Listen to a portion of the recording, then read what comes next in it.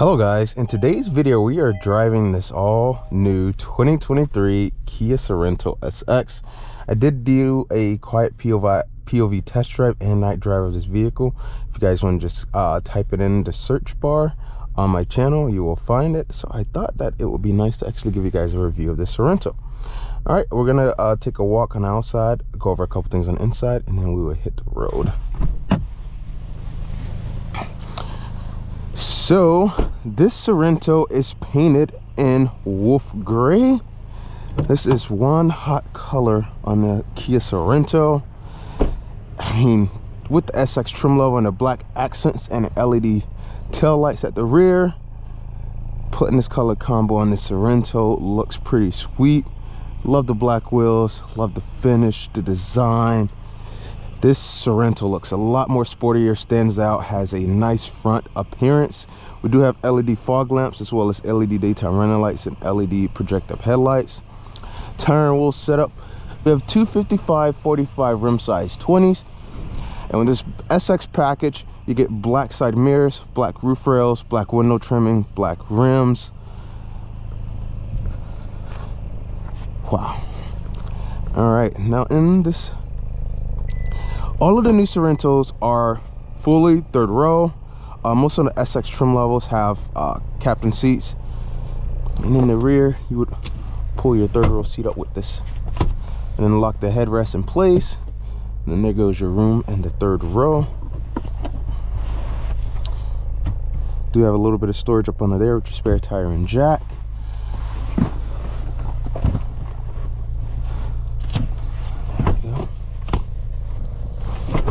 And you can pull that, lower your seat. Do get a power tailgate or a lift gate, whichever you would like to call it. And this is where this Sorento segment lands in. If you're looking to keep about 6 to 7 passengers, this Sorento will be considered the best option between the 5-passenger Sportage and then the other third row Telluride.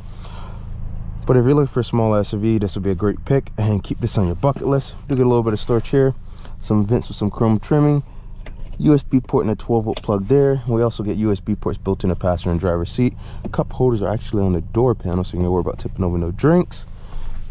Legroom in the second row is pretty awesome, and you can adjust the seat here with this lever down at the bottom. It gives you a little bit more or closer leg room. A little bit more leg room in the third row. Let's hop in there. Third row. Let's see what we got back here. All right, this is my leg room in the third row. See it pretty good. I don't know if I could do this on a long trip, but if any smaller children are sitting in the back, you have no worries. You have a USB charging port down here as well. A little bit of storage. Also get power folding second row with your buttons here, and a 12-volt plug beside it as well. But headroom in the third row is okay as well. Nice big panoramic sunroof. And then look at this infotainment system. Looks pretty sweet. Now powering this Sorento is a 2.5 liter turbocharged 4-cylinder engine. Has about 281 horsepower and 311 feet-pounds of torque. This is paired up to an 8-speed automatic dual clutch transmission. Fuel economy is 22 city, 27 highway for a combined of 24 mpgs. Thing I like about this turbo 4-cylinder engine is when you're going up to higher speed, the power just builds up more and more and more. Let's go over a couple things on the inside. So you do get power adjustables for driver, have different little 5 drive mode options, and each time you change your drive mode you will get different illumination here. So I have snow, eco, comfort, sport, and smart. Leaving the smart now. Idle, start, stop, auto hold, parking brake, downhill brake control, parking sensors off, and then parking camera. And we do get parking sensors in the rear. Nice resolution, looks pretty crisp. Shifter for the 8-speed automatic transmission. Power seats for driver and passenger. If you go up to the SX Prestige model, you will get heated and ventilated seats, wireless phone charger, 3 USB ports, physical buttons, but also touchscreen here to change your climate control, but your physical buttons will change your temperature for you. Nice resolution on this screen. You can maneuver it forward and back. Lots of options, lots of menus and everything in there. Glove compartment box. In here you can change like your menu to see driver info, tire pressure, drive mode, those cool little gadgets. And on this side we get 20 different options for your illumination. And then we have your lane alert system, traction control, and power liftgate button here. Manual adjustable steering wheel. Blind spot indicators in your side mirrors. This is a cool little feature. You can literally just press these lights up top. Alright guys, let's take this thing for a drive. Resolution on this screen is pretty nice. Love trajectory lines as you turn the steering wheel. And this is actually one of my favorite cars in Kia's lineup, because if you're in a pinch and you need to fit up to 7 passengers, this Sorento will be a great option. Obviously not on the SX model, because you do take away that full bench seat. Most of the SX Sorentos that I've seen all have had captain chairs. I mean, the pickup in this, it just builds and builds each time you press the gas.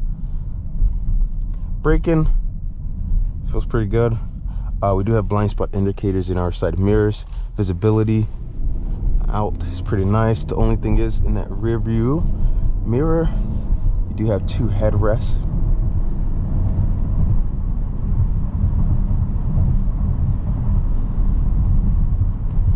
You also get lane steering assist, which will keep in both lanes of the highway while you're driving. Seems to work out pretty good.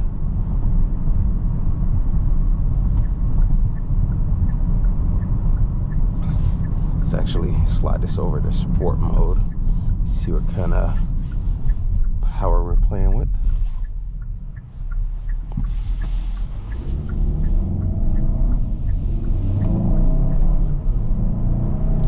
Do get a little torque steer there,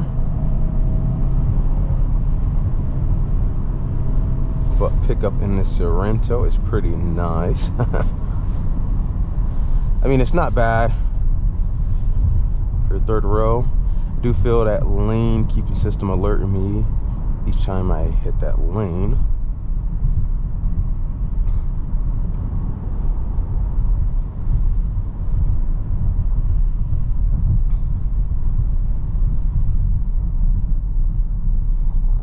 Let's talk about a little bit of comfortability. Seats feel okay.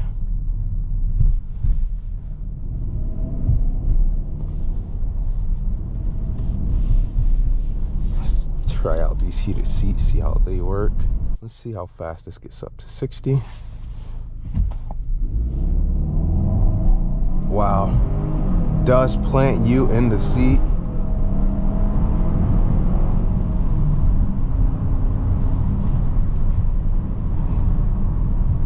That is pretty decent.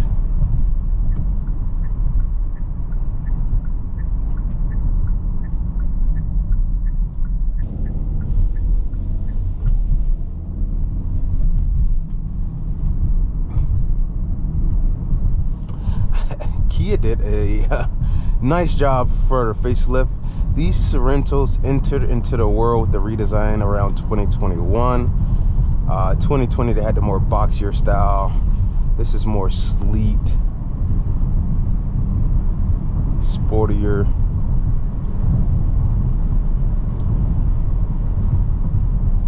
And comparing it to the Telluride, curb weight on this car is around 4,100 pounds. Towing capacity with this option, you're looking around 3,500. You also get your center lock differentials.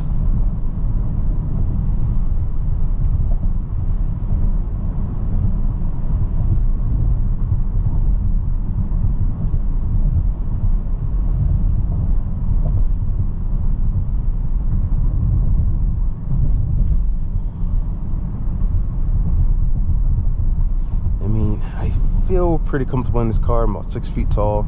The only thing is that when you're slowing down, you feel a little jitter in the headrests. But these roads are not the best.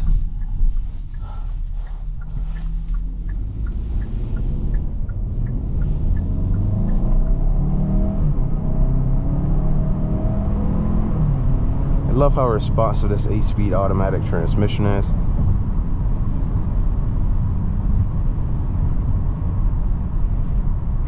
Just everything feels very desirable. We're going to try out this cruise control system. We do have the adaptive cruise control. Very nice system for this vehicle. And price point, MSRP starts around $40,600, and fully optioned out with the all-wheel drive, whatnot, you're looking around $42,000 at the destination and everything.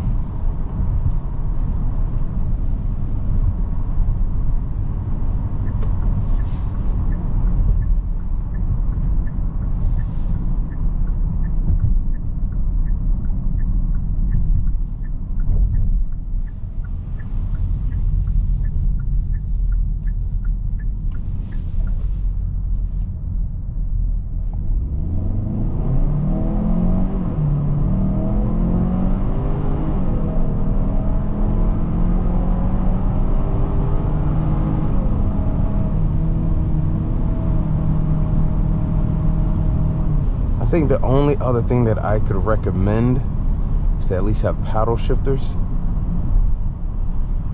But other than that, everything else seems to be pretty good. There goes our blind spot indicators. So let's change this back over to eco mode, and let's try out this highway driving assist system. You do get to set up to about 4 car lengths with the space between you and the previous car that's in front of you. And then once you change this, you can do increments of 5 miles per hour.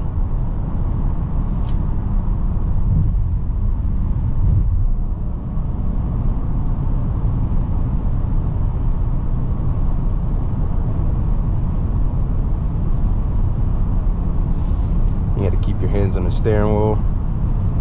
And then soon as I make this increments further, the car automatically starts braking, which is a nice feature safety wise, in case you accidentally aren't paying attention or the car just in front of you just slows down without you even knowing it's fast.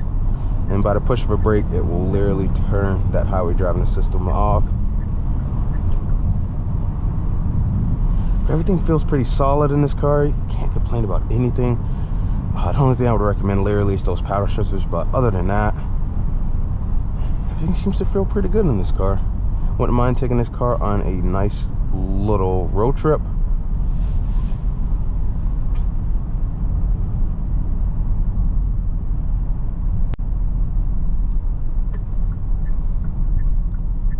Open it up a bit on the highway.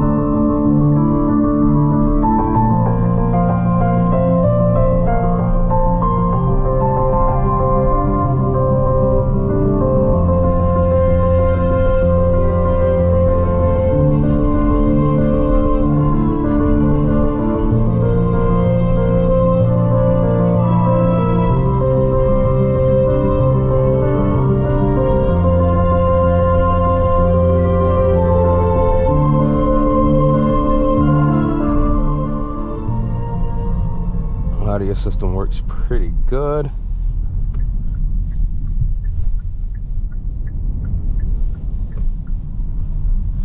Alright guys, that is going to be a wrap for today's video. Thank you guys for tuning in with me.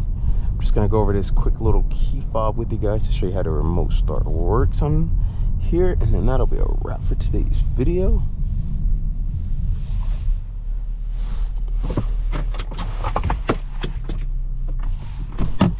Here goes your nice little key fob. And you can actually lock the doors from here, or you can lock it from your door handle.